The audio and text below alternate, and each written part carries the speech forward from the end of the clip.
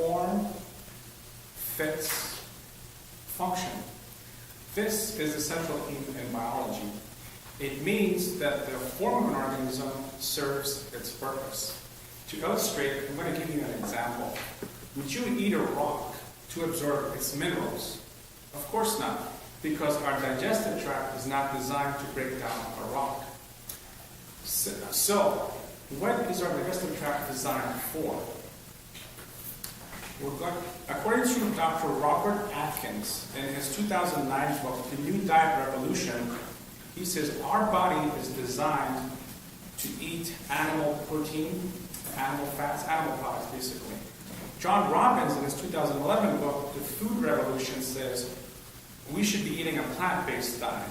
And Douglas Graham, in his 2006 book, The 80-10-10 Diet, says that we should really be eating a fruitarian diet. So who's right? We're going to use the concept of form fits function as a guide, and we'll discover that our digestive tract is designed for a fruitarian diet. I'm going to compare and contrast the digestive tract of a carnivore, like a lion, that eats mostly meat, to a herbivore, like a cow that eats mostly plant-based food, to a frugivore, like an ape that eats mostly fruits. We're going to start our journey in the mouth. We'll look at the teeth structure, go down to the liver, look at its size and shape, and then finally end up in the intestine, examining its length and capacity. According to Campbell and Rees' 2009 biology textbook, carnivores have specialized teeth called canines. Canines are used to kill their prey or to rip flesh apart.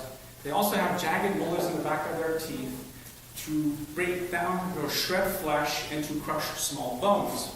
Herbivores have enlarged molars, which are the grinding teeth in the back of our mouth, to really grind down tough plant material. And frugivores have incisors, which are the teeth in front of our mouths, to basically bite, as in an apple. And then we have molars, but not as many as a herbivore, to chew the fruit. So going from the mouth, we end up in the liver. According to Robert Morse's 2004 book, The Detox Miracle Source Book, a carnivore's liver is large. It's about 50% the size of a human.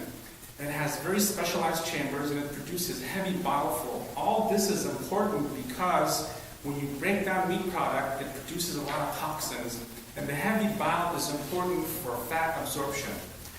A herbivore's liver is not as complex. It's actually smaller, closer to a human size, because it doesn't need all that extra capacity to remove toxins because plants don't have much toxins. Going to a frugivore's liver, it's also less complex, it's also less large for the same reason, because when a fruit is eaten, it doesn't produce a lot of toxins when it's broken down. So from the liver, we go to the intestines. According to Douglas Graham's 2006 book, The 80-10-10 Diet book, the intestinal tract of a carnivore is about 3 times the size of its spinal column. And the colon is smooth and doesn't have any pouches. It doesn't absorb a whole lot there. The whole point is when meat is passing through it, it doesn't want it to sit there too long because meat gets putrefied and the fats become rancid, and that's toxic. A herbivore's GI tract is 30 times the length of a spinal column. The whole point of that is to slow down the passage of the plant material, increase the time that's needed for absorption of the nutrients. And similarly, a frugivore's digestive tract is about 12 times the size of a spinal column. Again, the point is to slow down the passage of the food, increase the absorption of water-soluble vitamins and minerals. And according to Dr. Robert Morse, in his 2004 book, The Detox Miracle Source Book, the human digestive tract is very similar to a frugivore's digestive tract in terms of its anatomy and physiology. Further, the intestine is not meant for meat. According to an article in the 2013 edition of the University of California at Berkeley Wellness Letter entitled The Carnivore's Dilemma, when meat sits inside the human intestine, it starts to ferment. The fermentation releases the amino acid called L-carnitine. L-carnitine is converted by the body into a a molecule called trimethylamine N oxide, or TMAO.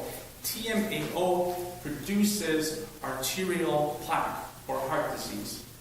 So, to summarize, the teeth of humans, or frugivores, is simple in nature, meant for biting fruit, chewing it. Our liver is not as large or produces a heavy bile like a carnivore, and our GI tract is not as short as a carnivore to eliminate meat putrefaction, or as long as a herbivore to increase plant nutrient uptake.